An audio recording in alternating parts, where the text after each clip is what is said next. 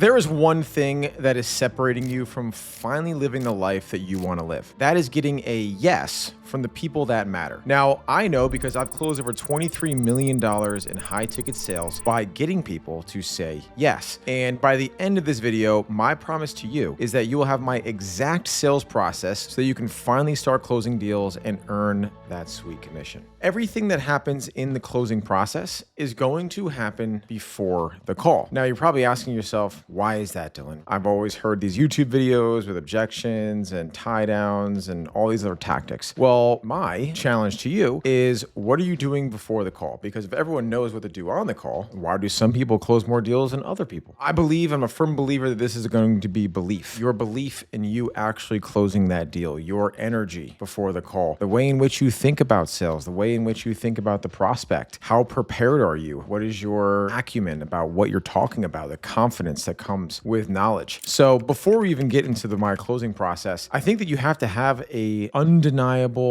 belief that you are going to be able to close the deal. Because the last thing I want you to do is for you to watch this entire video, take notes, and not get more closes, because there's something up here in your mindset that is stopping you from closing more deals. The next thing that I do is I prepare for every single call. Depending on the product and service that you sell, do research specific to the things that you can uncover that you could possibly help. So if you are an email marketing agency, opt in to their emails, preview of what they're currently doing, so you have substantiated proof that I know what you guys are currently doing and I can improve or refine whatever that is. You come armed to the teeth with information. It shows that you're prepared and you are the steward of the business that you're closing for, whether you're closing for someone else's business or you're closing for your own business. The amount of effort and how prepared you come is a foreshadowing into what it's going to be like to work for this business, that if you're buttoned up, the business is buttoned up. Look at how much work we do before you even give us money. Imagine what we would do if you gave us money. Now, the first thing that you've probably heard about sales calls is framing. If you're going to read a book, Oren Klaff, Pitch Anything is a really good book talking about different frames and different personalities and different archetypes that you speak with and how to essentially speak to different type of people. But I think people get carried away with the framing. You don't need to come in and be a hardo and like, this is what we're going to do, blah, blah, blah, blah, blah, and try to overcome. If you're selling to high net worth individuals, a lot of them probably aren't going to resonate. Now, also, don't be a loser. Don't let the wind fly around and have no structure to your calls. Set the table for what this call is going to look like and allow them to say like, hey man, like I'm busy. I got a call after this. Like, I just want to make sure that we're good to the top of the hour. Do you have a hard stop at that time? Perfect. Set the table. From there, I want to get a better understanding. Obviously, you booked this call or you reached out to us. Obviously, we're going to tell you what we do, how we do it, and why it works. And then to be able to do that, I did some research on your business. I found X, Y, and Z. But the last thing I want to do is kind of assume things. So I got some questions for you to better understand you, your business. And then at the end of the call, we'll be able to establish next steps. Does that sound fair? Great.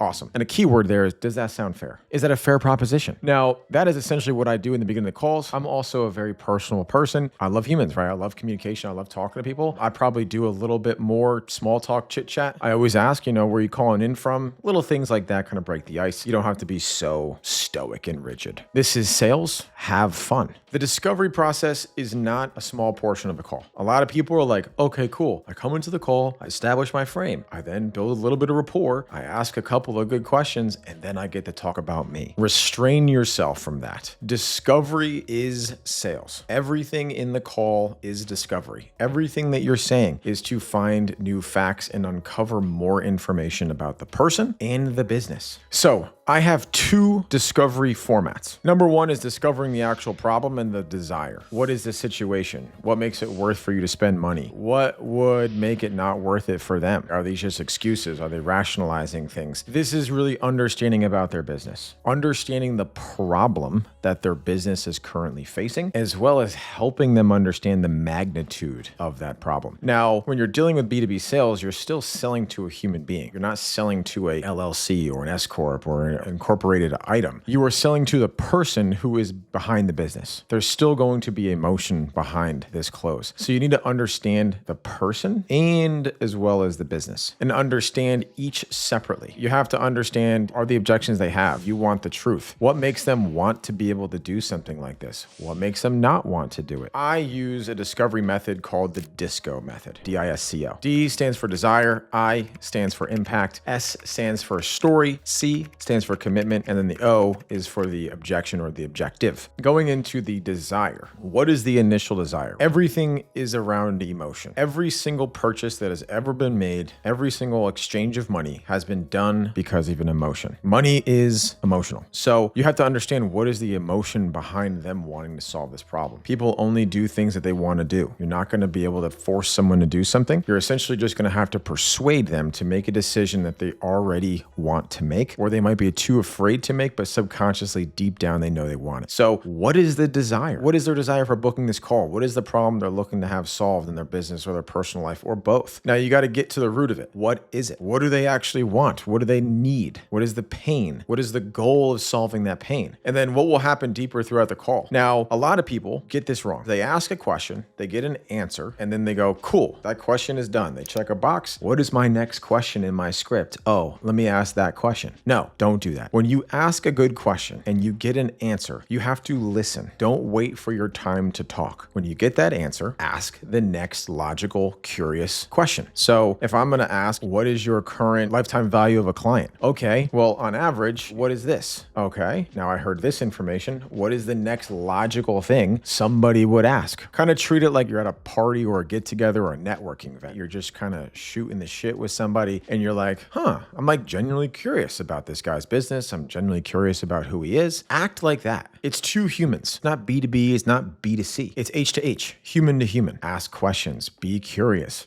get to the root cause of things. Don't have things be surface level. It's also going to show that you're listening. You're actually taking in the information and you're not just another prospect on your calendar. This is an actual person that you're having an engaged conversation with. And then what is the energy of their desire? Is it kind of a fun thing they want? Is it a very serious problem they're solving? They're running out of cash and they have a board of directors breathing down their throat. And if they don't solve this problem by the end of the year, they're out on their series funding. Get deeply personal on the thing you're talking about. You don't answer these questions for them. How do they feel about it? Once we understand the desire, we can then go into the impact. This is where we find out the how and the why of their root desire. Get a temp check. How does the lack of this root desire affect them? Literally, what is the life in the current state versus the future state? How will it impact them to be in this new state that they desire? What would it be like if your business doubled in the next 60 days? Like, what would that do for you? Not just what would that do for your P&L? What would that do for you as a business owner? What if you had an extra $50,000 every month in profit? People start a business to serve people and to fulfill their purpose. If you're able to help somebody fulfill their purpose, that's going to be some of the most valuable impact that you can uncover on a sales call. And then a big question is, why does this matter now? Why are we solving this problem now? Why are you looking for information on people like us now versus what has made you actually decide that this is the next thing that you want to do inside of your business? Now, once you understand the desire, once you understand the impact of their desire, then you want to relate it to a story. Sales is storytelling. The better you are at storytelling, the better you have banked anecdotal stories. I have canned stories. I have a bank in my head that if I hear certain things, I can pull a story out of the archives, go into my file cabinet, go, all right, this sounds like this. Okay, I have a story for that from previous experience. Boop, I'm going to pull this out. Now, this means that they feel heard. You truly understand them and you understand them so well that it has sparked a memory. Based off what you just told me, this sounds just like this. You honestly remind me a bit of blank customer or blank situation. People want to feel like you've helped other people like them. It's going to make them feel more collected. So if you've gotten a lot of information about who they are as a person, who they are as a business, relate that to a story, a testimonial, a case study. And it could be something outside of you being a business owner, right? So like a good scenario for me is I've been in sales for 12 years. I've only been an entrepreneur for 4. There's times I talk about things when I was an SDR or times when I was a director of sales. It's still relevant and it still shows that you have experience. Now you're going to go into the commitment. We are qualifying intent based on their level of commitment to change, detached from us, our method, or our financial solution. Are they going to make the change whether it's with us or without us? What is the solution that they choose? Why? Because we're not asking that yet. We haven't pitched. Why the fuck would he have the rest of the process if we were? So make sure you ask is very specifically reflective of what they've given you information-wise so far. Don't slip in anything that you didn't come from them. So use information conversation. I'll use an analogy here. Make everything is a paper cut until you help them make it a stab wound. So a lot of these problems in the business, they might seem like paper cuts. They kind of annoy you. If you hit it, you're like,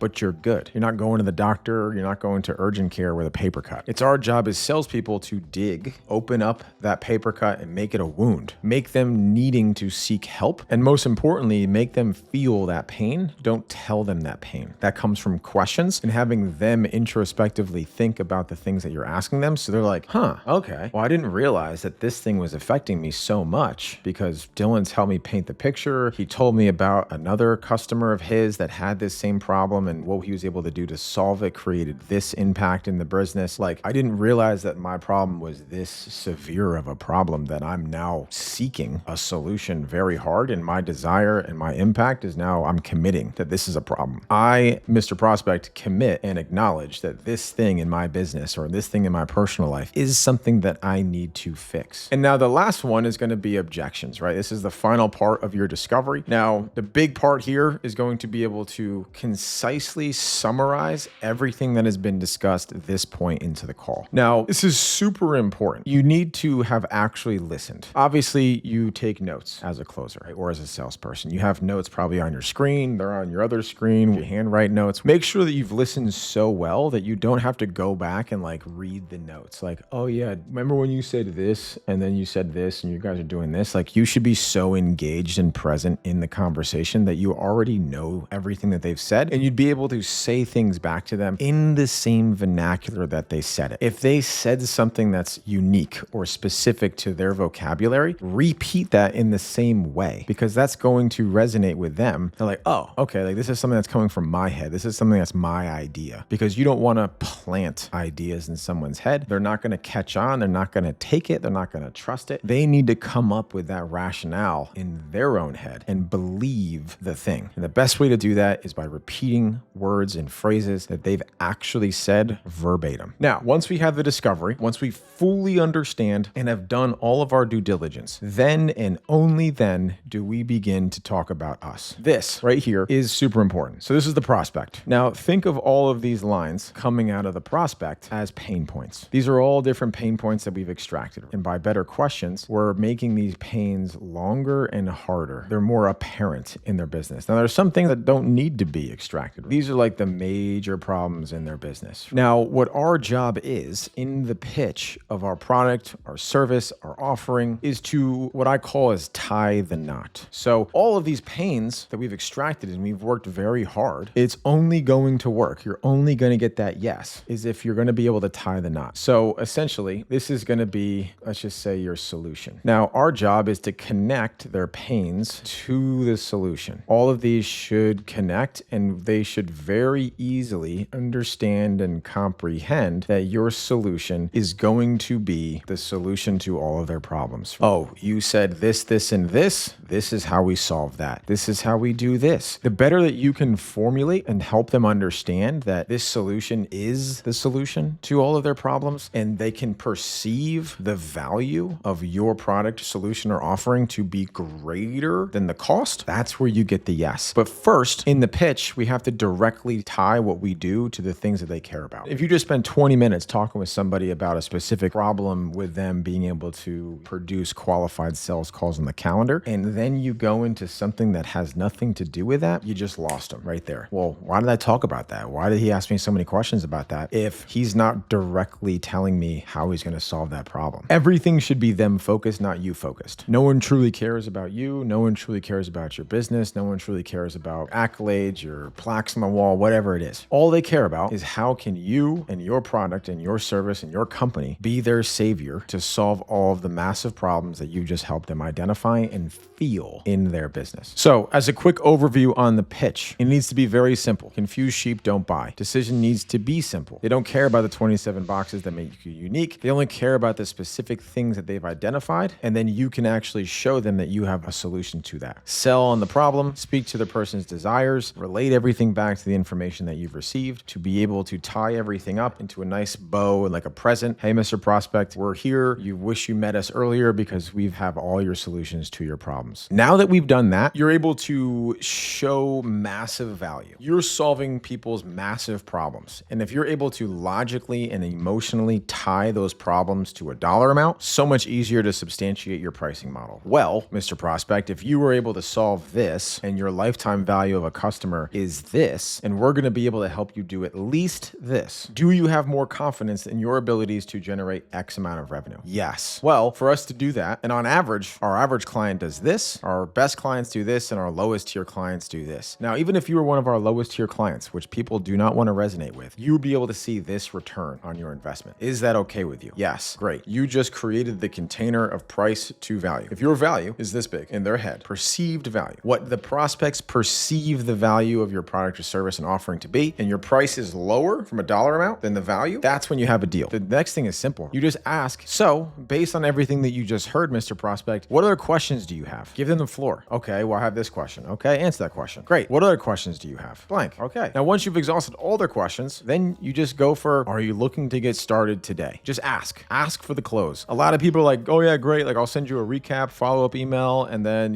let's talk next week. Ask for the close. You're not going to receive anything you don't ask for. So super important to always go for the kill on the call, no matter what. Even if they're like, hey, I have to do X, I have to do Y, I got to talk to my business partner, whatever it is, you can still ask for the close. Because what if they're like, well, actually, like this sounds so good. I'm sure my business partner is going to be on board with it. Let's do it. Or take a deposit. Get some type of financial commitment on the initial call. Now, I know what you're thinking right now. Well, Dylan, what if there's other things? That's fine. Not every call is going to be a one-call close, especially when you up the ticket value of what you're selling. So in a scenario where there has to be a second call, you went for the close, you've done everything that we've run through in this video, get a commitment on a next step. Most likely, my recommendation is to set another call on the calendar. So I know you got to talk to your business partner. I totally understand that. I respect that. When do you think you're going to have a conversation? When do you guys normally meet and talk through things like this? Oh, we talk about it on Thursday. Great. I'm going to set a call. What's your time availability for next Friday? So you've had a chance to digest everything, think about it, talk to your business partner. I'm sure there's going to be extra questions that come up or they're going to have. Let's book in a call Friday. The three of us can meet and we can answer any additional questions and seeing this is going to be a good fit for you, your business, and your partner. Does that sound fair? Great. Book that in. So then I always ask this when you have a partner objection. How does your business partner make decisions? You know your business partner better than I do. How does he evaluate things? Is he more of a dollars and cents person? Is he more of a gut feeling person? What type of information can I send you and arm you with so you can have an intelligent, informed conversation with your business partner? Because we've only been talking for 25, 30 minutes now. I don't expect you to remember everything. So in a follow-up email, what type of information do you want to see? Have them tell you, oh, well, my business partner is really big on seeing, case studies and testimonials. Great. Anything specific that you'd want to see in a case study or testimonial? We have a lot. Oh, okay. I want to see, how you help X companies. Okay, great. Send that over. Hey, do you want me to CC him on the email so you don't have to forward that to him? What's his email, by the way? Great. I'm going to also invite him to the calendar invite on Friday. Awesome. So now you have the business partner on the call on Friday. They're on CC'd on the follow-up recap email. Send over the call recording as well. I recommend Fathom or Fireflies. That's how you project manage the next step. Because the last thing that you want to do is do all of this hard work, get all of this pain, get all these solutions, get all this desire, impact, objection handling, and then for you to just get off the call and never talk to that person again, and you just wasted their life, they wasted time of your life, precious time. Make sure that you defined next steps and you know exactly what needs to be done to get this deal across the finish line. So here's a couple of good follow-ups that I've used to close deals. This is a guy we were shooting texts. This actually happened yesterday. I had a quick 7 to 8 minute phone call with this individual. He said, hey, I got to talk to my business partner. I'm going to call him right now. And then he texted me, hey, can you shoot me a couple of case studies so we can check out? Cool. So what I did, I like humor and I like pattern interrupts. So what I did is I found the image of them on their website. I went over to Canva. I cut out their image, put a background on it, searched for like reviews in Canva. And then I made them a testimonial before they were even a client. So I said, Dylan and his team took us from rich from anywhere to rich from everywhere with their systems and their setters. And then I messaged, you guys didn't see this one on the website? And then I said, in all seriousness, no, here's a bunch of our testimonials. And then at the end, okay, we want to move forward. Send me the invoice. We're ready to rock and roll. So that happened from 10 to about 2 hours afterwards. I sent them our YouTube. I sent them our testimonials from our appointment setters. I sent them testimonials from the B2B. Now, I can't say or guarantee that that's what got the deal closed, but I can guarantee that he laughed at it due to the emoji. And it also foreshadowed them subconsciously having a good experience with our company when they give us money. Now, here's another one through email. So I followed up with this individual. He goes, hey, your price is just way too much for us this time. Everything is built out. I just want an hourly rate for an audit. I understand it may not be worth your time. No problem. I understand. Well, if you just wanted to purchase an hour of my my time, it's $1,000. Let me know if that's more in your range. He came back with, you are more expensive than my Harvard attorney. Cool, man. Well,